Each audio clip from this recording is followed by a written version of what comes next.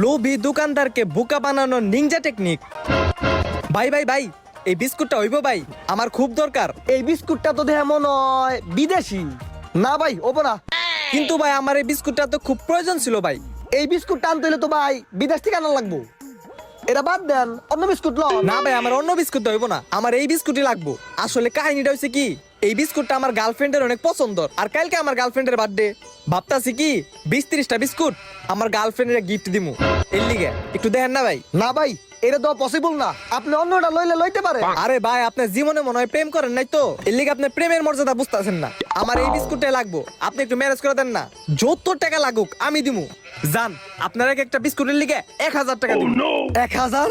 এই চান্সে মনে হয় মেলা টাকা লাভ করে দেবো। ওই কাম। আপনি ভাই কোনো টেনশন করেন না, যেমনি হোক এই বিস্কুট আমি ব্যবস্থা করতেছি। সন্ধ্যার দিকে আয়েন। ওকে ভাই, সন্ধ্যার দিকে আইতাছি। এই লোনে ডিএমও বিস্কুটটা, আর ভাই আপনার আমি 500